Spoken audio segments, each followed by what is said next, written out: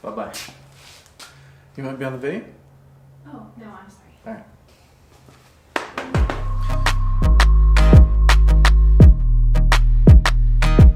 Welcome back to Mile Point 3 Garage, episode 6 of season 2.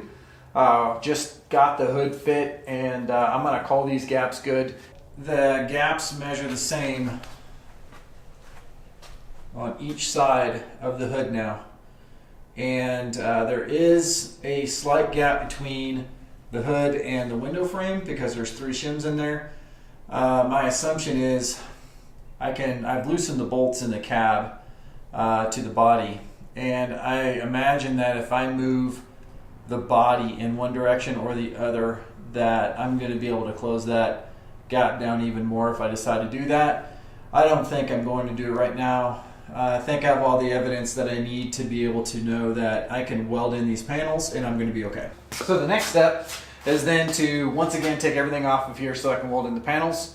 And you've already seen me do that like 3 times, so I'm just going to do it, do a little magic and just say, all right, done, no, done, no, yes, yes. I highly recommend it. It saves a lot of time.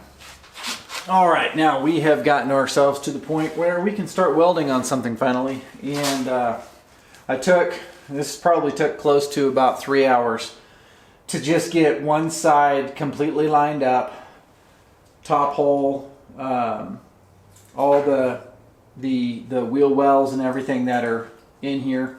And for the most part, everything lined up exactly like it was when I got it. And I had to make a small adjustment on the wheel well on the backside bracket, but I think that was due to my error. But I'm going to run with it because I think it'll work. So I don't want to spend any more time on it. Pre-drilled holes where I'm going to weld right through here, about every inch or 2. Box in the area where the 2 panels come together, and now we're going to start welding and get this panel done. All right, and here we go.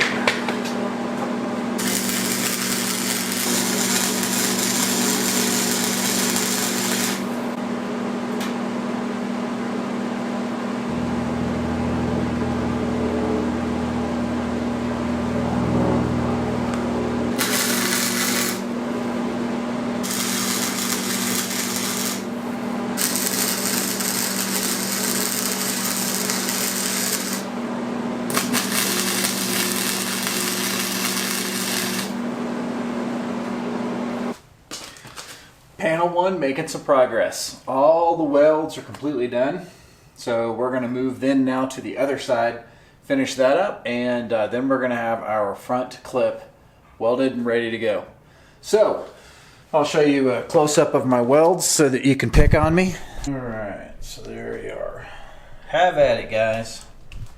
I think if there were one skill that I would want to work on probably the most this year, it's going to be welding.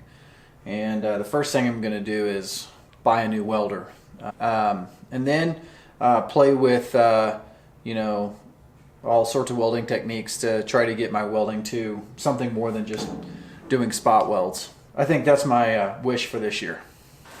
I am actually drilling holes in the sheet metal in order to put a spot weld in there. I find that to be the easiest for me. It's easier for me to pool inside that hole, and I think in the end it looks pretty good too. So, you know, the problem is keeping a bit sharp.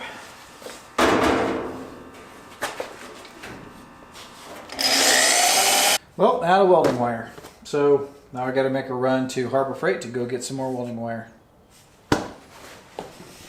So we ran out of wire yesterday, and so now we're on day, I don't know, 2 or 3 of this welding project to try to get this thing welded. So we're just going to stitch this up real quick and double check our welds and everything. And I've got my welding attire on, right? A glove and a helmet, and that's all I use. Probably going to end up with some burns, but we'll see what happens.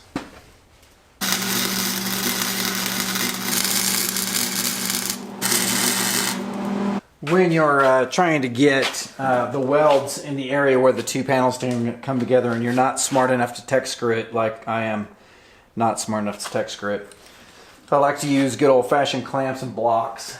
And there's a flange here that you got to get around with a clamp. By the way, if you haven't purchased any of these like reverse clamps, it's a C-clamp, but it's got a deeper throat in it. These things work great for holding body panels together, and they work well. They're deep enough. I think it's just 5 or 6 inches.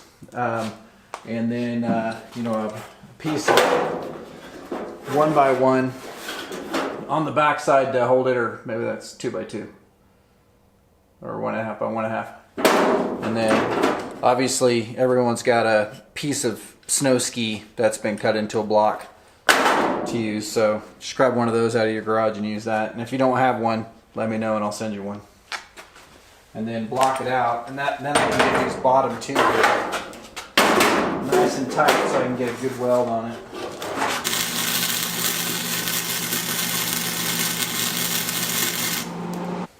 For getting in the wheel wells, it's kind of dark in there, so picked up my free handy dandy. I picked up my free light from Harbor Freight. It's only $3.99 if you don't get it free, but you get a coupon to get a free light, and there's my light. Boom.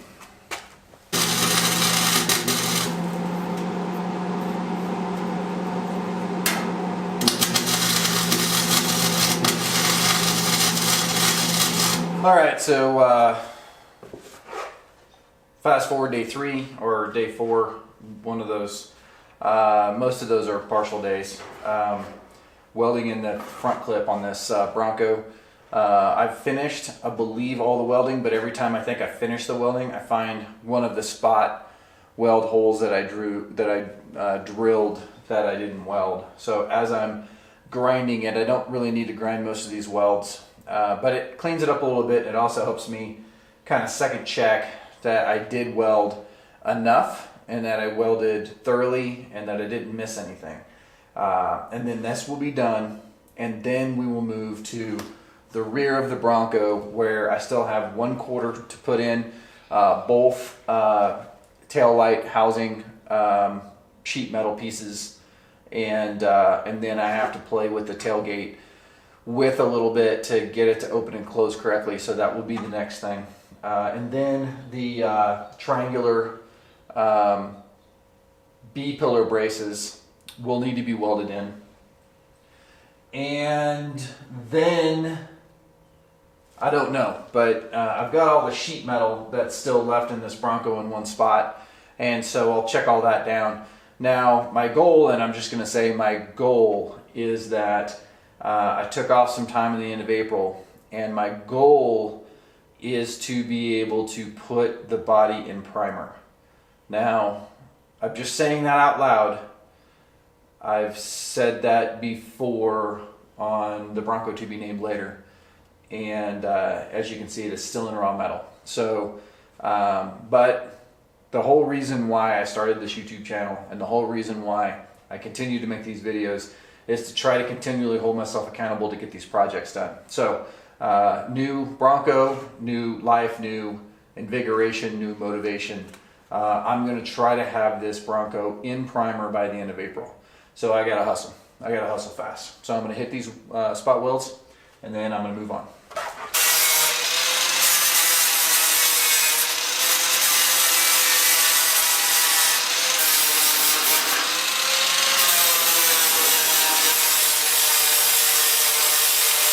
All right, first real problem.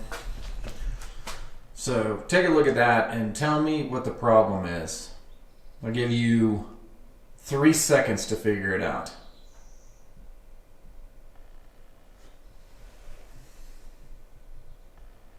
See the slope on that right there? Sloping down. It's not flat like this one is. Checking the Bronco to be named later, both of these were flat completely, and this one is canted in. And I guess I didn't notice that before I welded it, but I did notice that I couldn't pull this side up to get the, I was having a problem getting the brace between the firewall and the wheel pan there, wheel well. I had a problem getting that to a distance that would actually fit the bracket that was there, and I think I might know the problem now. I've got to probably cut this entire thing out and re-weld it in. So all of that work on this side may have to be completely redone. So that is a big bummer. But I'm not going to let it slide. I actually noticed it first, that line that goes across the cowl right there. On the Bronco to be named later, these wheel tubs are kind of in line with that when you look down at a flat angle. Looking at this one, you can actually physically see the difference between the two angles there. I also think this side in the front is a little bit higher than that one as well, even though the sheet metal matches to the inner fender skirt. That metal matches exactly right along here. It's completely flush all the way around. So there's either something wrong with this wheel tub or I did something janky to it, but back to the drawing board on this one. Well, what a bummer. So I thought I had the whole thing done, so now I'm gonna have to redo this side. I don't know if there's something wrong with the tub or if it is me, which it likely is. So I'm gonna cut the whole thing out again and see if I can't fix the tub to fit in there correctly, get it square, and then re-weld it back in again, or buy a new tub and weld that in. But regardless, I'm not going to show that because I've spent enough time on the front end with a camera. I just need to knuckle down and get it done. So the next time you see me, I'm going to be either working on the back of the bed, or actually had a couple of videos coming up as well on finding Broncos and Wagoneers and FJs and things like that in unusual places, and where we can find those, because you know I want to continue to do this, so I gotta continue to find trucks. I hopefully keep them, but who knows. Anyway, that's a wrap from Out Point 3 Garage, and I'll see you next time.